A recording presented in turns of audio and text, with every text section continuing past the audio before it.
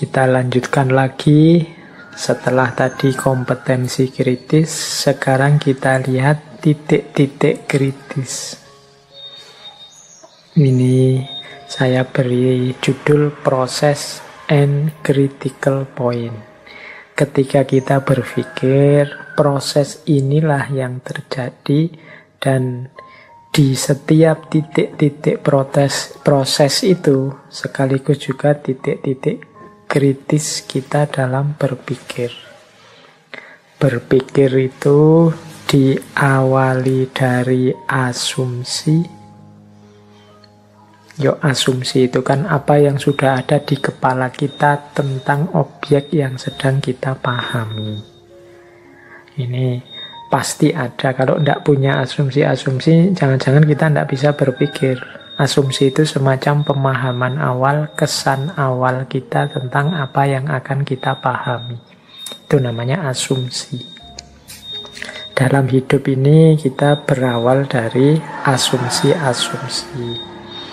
Nah, bahkan sejak fase asumsi, kita sudah bisa menerapkan kaidah-kaidah kritis.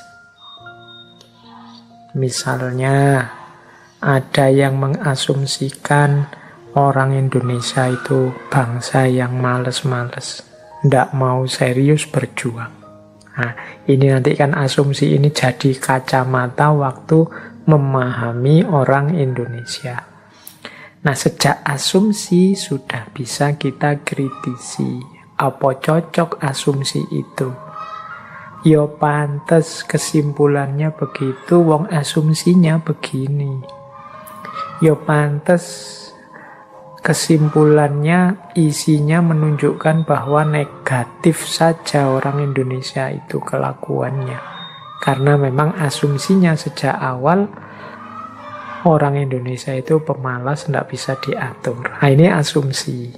Jadi sejak asumsi sudah mulai bisa dikritisi. Kalau teman-teman sedang ingin memahami atau mengkritisi gagasan seseorang, boleh mundur sampai ke level asumsi. Siapa sih orang ini? Apa sih yang ada di kepalanya? Nah, itu biasanya menentukan isi pikirannya. Ini boleh dikritisi. Oh, pantas dia menyimpulkan begitu. Wong dia menganggap kita ini begini.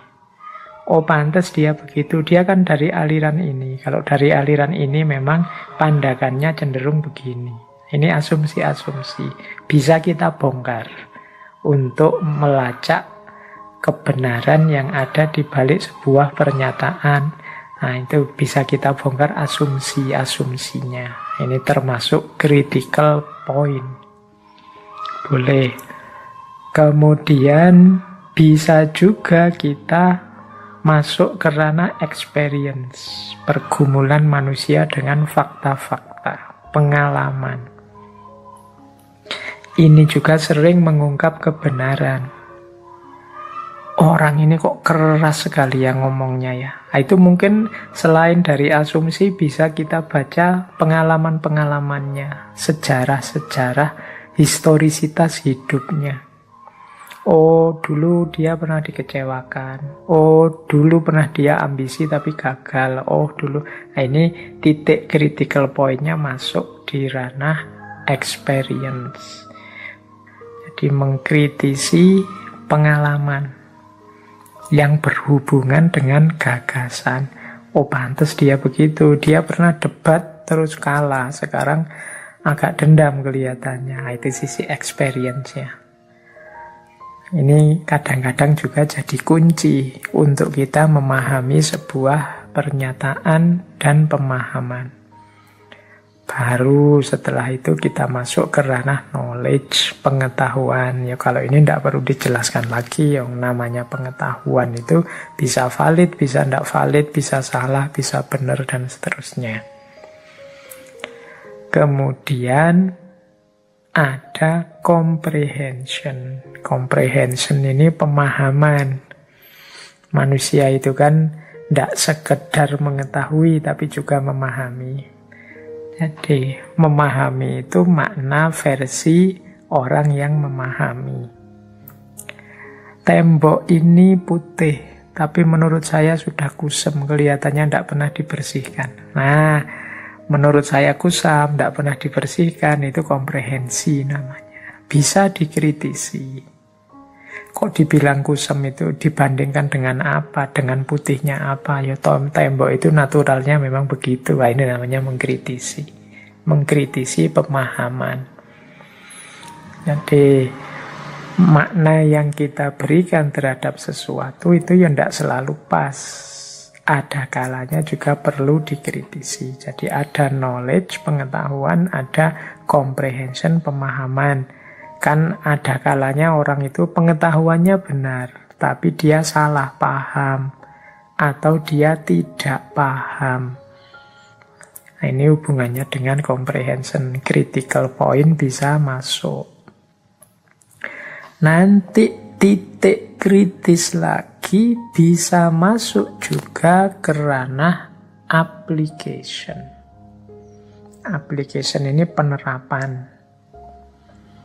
Nah, selalu ada jarak antara pemahaman dan penerapan. Karena ini kalau sudah penerapan itu biasanya berhubungan dengan dunia nyata. Tapi pemahaman ke belakang, pemahaman, pengetahuan, asumsi itu kan hubungannya banyak di pikiran. Ketika pikiran ini mau diterjemahkan dalam kehidupan nyata, ya mestinya banyak juga kesulitan-kesulitannya, banyak juga penyesuaian-penyesuaian harus dilakukan. Nah, ini juga bisa jadi titik-titik kritis. Misalnya pemahamannya umat Islam itu harusnya kalau sholat ya menutup aurat. Kalau laki-laki dari dengkul sampai pusar misalnya. Dari lutut sampai pusar. Ini comprehensionnya. Begitu diaplikasi ya menyesuaikan situasi masing-masing. Ada yang pakai sarung, ada yang pakai celana, ada yang pakai jubah, dan lain sebagainya dengan berbagai pertimbangan. Itu kan ranah aplikasi. Yang sebenarnya ingin menerjemahkan pemahaman dalam kenyataan. Bhinneka Tunggal Ika, kita ini berbeda-beda tapi tetap satu. Nah, ini menerjemahkannya dalam kenyataan terus seperti apa? Oh, itu nanti juga bisa macam-macam, bisa debat lagi, bisa diskusi lagi, karena ranahnya ranah aplikasi. Kalau hanya ranah ideal, mungkin kita semua setuju. Bhinneka Tunggal Ika, termasuk ketuhanan yang Maha Esa, termasuk kemanusiaan yang adil dan beradab, dan lain sebagainya. Tapi begitu masuk ranah aplikasi, biasanya harus ada penyesuaian-penyesuaian. Kalau sudah ada penyesuaian, kritik bisa masuk. Kritisisme bisa masuk. Ini masih relevan apa enggak? Penyesuaian yang dilakukan sesuai apa enggak? Menghilangkan nilainya apa enggak? Nah, ini dimensi aplikasi. Kemudian ada lagi kerja akal yang lain, kerja pikiran yang lain, yaitu analisis. Analisis ini ya membaca, menguraikan, memetakan, mengklasifikasi, dan lain sebagainya. Menganalisis, oh situasinya memang begini-begini. Sehingga kalau kita ingin menyelesaikan ini, jalannya harusnya melalui ini. Unsur-unsurnya ada 5, harus kita selesaikan satu-satu, step, dan seterusnya. Ini namanya analisis. Jadi mengurai masalah dalam unit-unitnya, kemudian memetakan mana yang utama, mana yang pendukung, mana yang tambahan, dan seterusnya. Ini cara menganalisis, jadi menguraikan masalah. Ini juga kritik bisa masuk. Loh, kok prioritasnya itu, kok yang utama itu, bukan yang ini. Nah, ini analisis namanya, mengkritisi analisis. Kok kategorinya santri, priayi, abangan? Apa memang begitu? Apa masih relevan sekarang analisis seperti itu? Nah, ini namanya kritik, critical point. Kita bisa masuk. kok dibilang bahwa kalau orang kota itu egois, tidak mau kerjasama, kalau orang desa itu rukun, suka mudah diajak kerjasama. Apa masih relevan pandangan ini? Itu kritik pada analisis. Nanti ada lagi proses kritis itu di level sintesis.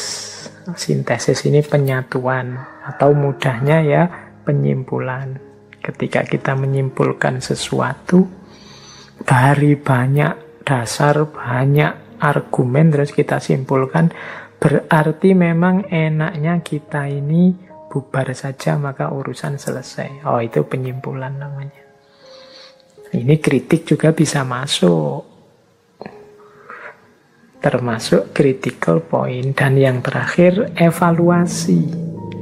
Evaluasi itu menilai kembali yang tadi sudah diungkapkan, tadi sudah dibahas, sudah disimpulkan. Apa sudah seharusnya begitu? Apa sudah cocok seperti itu? Masih ada kurang-kurangnya kah? Kurangnya di bagian mana? Kekurangannya vital apa enggak? Dan seterusnya. Ini namanya evaluasi. Evaluasi juga di situ pasti pertimbangan-pertimbangan kritis masuk. Jadi, teman-teman yang ingin mengembangkan perilaku kritis bisa masuk di level-level proses berpikir ini. Bisa masuk di asumsi, bisa masuk di experience, bisa masuk di knowledge, bisa masuk di comprehension, application, analisis, sintesis, maupun evaluation. Silahkan bertanyalah tentang hal-hal yang ada di titik-titik kritis, titik-titik proses itu. Disitulah nanti kita ditantang untuk mengkritisi atau berpikir kritis.